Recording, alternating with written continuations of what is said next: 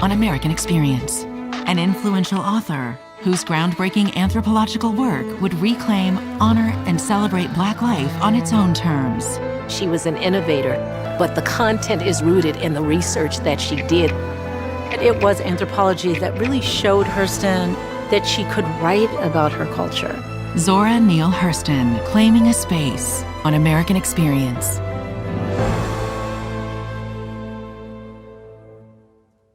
All right, welcome to the latest episode of Conversations. And this week, my guest is one that we're familiar with, documentary filmmaker Tracy Heather Strain. Tracy, welcome back, and how are you? Thank you. It's nice to see you again. I'm doing well. I'm so excited to be done with this film and that it's going out into the world. You know what? I want to applaud you before we even begin, because I knew a little bit about Zora Neale Hurston, and I've watched your documentary now several times. And every time I watch it, I learn something new about her. She is a fascinating subject. And it's interesting because I know recently you had a documentary with Lorraine Hansberry, which was another fascinating documentary. What is there a theme going on with you, Tracy, with you and these really powerful Renaissance women? I hope so.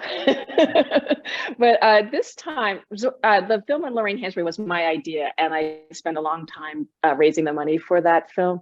But this time, I was blessed that American Experience came to me and said, "Would you like to make a film about Zora Neale Hurston?" And I said, "Of course, yes, thank you so much." And I feel quite honored to have been selected. And I, was happy to dive in because I knew some things about Zora Neale Hurston.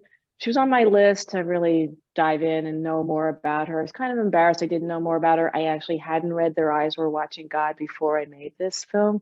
Mm-hmm. And so it was a perfect opportunity to dive in and learn about her. Well, let's dive into this because there are so many different facets to her life, which I found fascinating the way you laid them all out. We start with her upbringing in Florida, and whether it was Eatonville, or I'm not sure exactly if I'm getting that right, to her emergence at Howard University, where I was like, my God, this woman and went from this community and then went to this rich legacy of Howard and then built her legacy. Talk a little bit about her work at Howard University and how groundbreaking some of it was in the literary space. I'm delighted to talk to you about Zora Neale Hurston and her time at Howard. She enters in 1919, and she was actually nervous about going to Howard. She thought that, she may not have the stuff for Howard. And then she goes there. Zora Neale Hurston co-founded the Howard paper, the daily paper. It's a daily now, but it's still in existence. And I found that fascinating. Her writing talents were recognized by her professors, and including Elaine Luck, and she was chosen to be a part of the literary journal, The Stylist. She was a member of Howard Players, the renowned theater group. And she was a member of a sorority, and so I just I was excited to tell that story, in part also because my parents met at Howard University, but she also was encouraged. This is a woman who had been on her own pretty much since 13, and so a variety of things ensue that transpired for her to be able to get to Howard. But once she was there, as one of our interviewees says, she felt the ground under her feet. And she herself said that, and I'm paraphrasing, that she felt the ladder underneath her. And so she wasn't really encouraged there, and she blossomed there. And she was also going to a literary salon in the DC area. It was called the S Street Salon, and different figures of that are known as Harlem Renaissance figures would attend, but it was more populated with people in the DC area, artists and writers. And it was very much a woman focused salon. And she was encouraged by these people to pursue her literary interests. And that included leaving Howard to go to New York, where there was a large cohort of people that later become known as the Harlem Renaissance. At the time, it was the New Negro movement. Oh my God. Yeah. I don't get ahead because I want to talk about that as well. But I found it interesting. One of the things that you mentioned in your documentary was the fact that she was 8 to 10 years older than many of these students. And after she leaves Howard, she goes to Barnard, where she, as the documentary describes, she's kind of like a fly in the buttermilk there. That experience at Barnard coming behind Howard. So she's got this welcoming cocoon in Washington, D.C. When she goes to New York, she's now somebody who's on the rise as a star. And when she's at Barnard, talk a little bit about that experience, Tracy. Yeah. So Zora Neale Hurston doesn't like to dwell on negative things, but she did share in some letters that being at Barnard was a challenge. Mm-hmm. And she felt like she was Barnard's sacred black cow. But Zora Neale Hurston knew how to navigate most spaces. And because she had become friends with Fannie Hurst, who was one of the most famous writers in America, she let students know it. Sometimes Fannie Hurst came to campus and she walked around with her. And progressive students wanted to befriend her, but she did face discrimination at times. And in terms of our storytelling, we don't get into it a lot, but we do share that she did feel isolated in many ways at this university, this college, but she wasn't going to let it detract from her goals. And I admire her for that. Oh, absolutely. That she was able to navigate that world.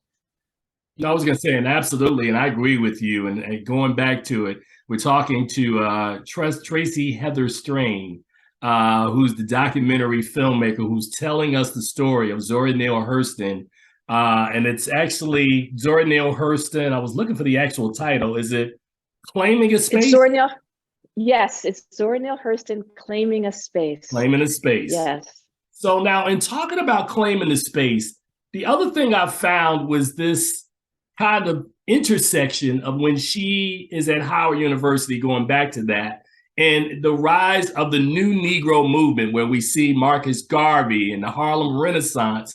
And it's interesting. I don't want to call Zora Neale Hurston like a modern, like a Forrest Gump type character, but she was always around in the mix of so much of what was going on during that time period. Did you find that as well when you were doing the research and putting your doc together? I found that Zora Neale Hurston had so many interests, and it was amazing to see her. At one point, she's with the folks in the Harlem Renaissance. At other times, she's off, interviewing, an enslaved person. And then other times she has something on Broadway. We never knew where she was going to turn up and what her interests were. She was a variety of interests, and apparently she was quite brilliant, and it was recognized very quickly by a lot of people. The only thing that I, have to say is that if she was so brilliant, why couldn't they support her, and more? And I mean, we know why, but yeah. No, but I was just saying it was a time period, and it's interesting when you talk about why she didn't get supported. I think that was one of her ultimate frustrations, which I thought, I think you spoke on that in the documentary as well, is that despite her extensive research findings, many people look down on her because of her Southernness. You talked a little bit about that, about how gifted she was, but the people who should have been there, who thought she was brilliant, didn't think she was brilliant enough to support. Was that one of your frustrations that you sort of thought about when you were, thinking about her journey? Yes, because it's important when you tell these stories, especially when you're making a film about an artist, that you don't want people to think, oh, their work just came out of nowhere, right? That it's easy, because most artistic work, I would argue maybe all of it, comes out of struggle and refinement and frustrations, but she faced a lot of hurdles, right. More than a lot of people. And she showed amazing tenacity in the face of those hurdles. At one point, she had applied to the Guggenheim Foundation because Columbia wasn't helping her get any support for her work.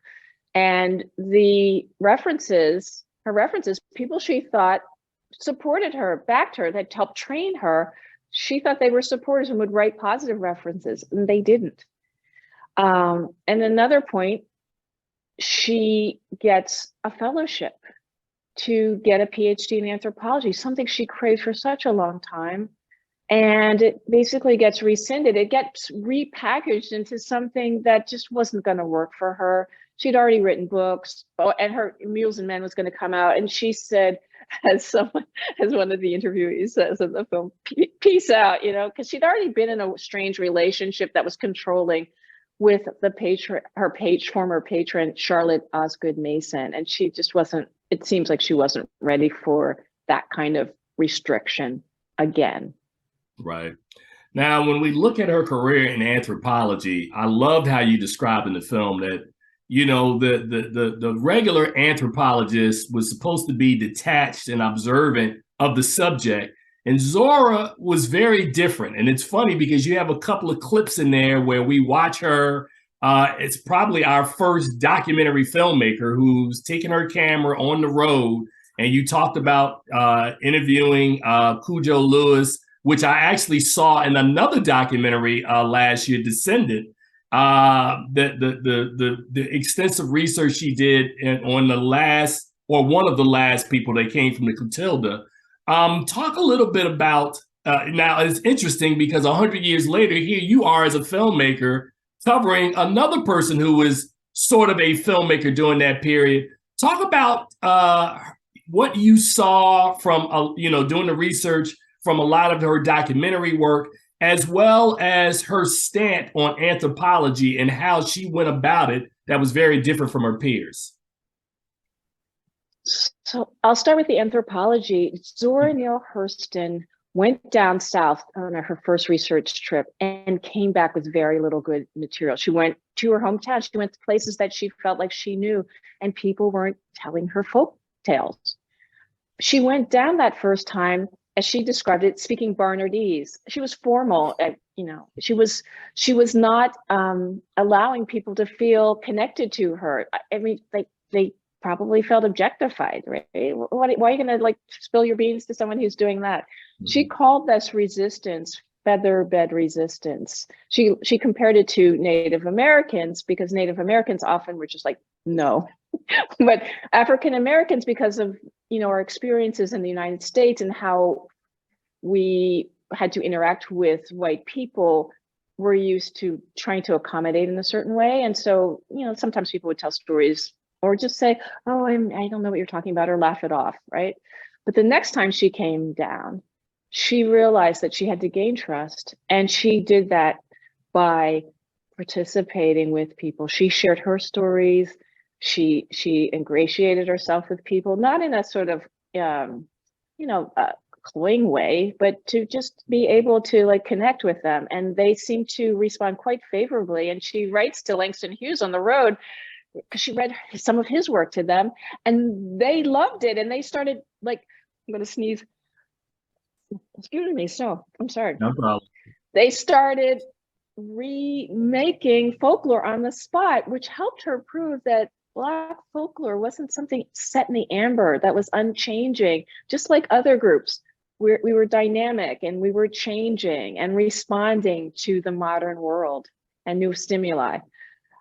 In terms of filmmaking, Zora Neale Hurston, I would consider our first anthropological or ethnographic documentary filmmaker. There were people actually collecting Black stories before, but we have the benefit that her materials were saved. I did some research on Black documentary filmmakers, and early photographers, Black photographers, also got motion picture cameras early, but we don't know what happened to a lot of their material. And Marcus Garvey, you had mentioned him earlier, actually commissioned people to go out and collect, get images of everyday people, but a lot of that footage is gone.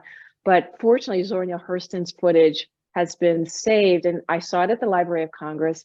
And was determined to include as much as possible in this documentary because I think it's not only beautiful, but it speaks to how her connection with the people. I feel like you can feel how they responded very favorably to her, and it's beautiful.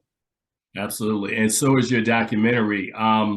Tracy Heather Strain, it's the filmmaker who made Zora Neale Hurston, Claiming a Space. It debuts on PBS on January the 17th.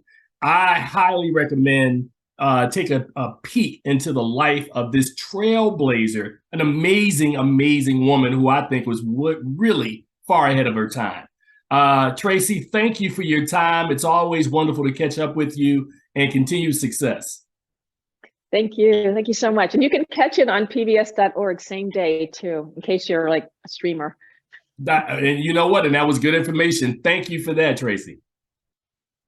You take care.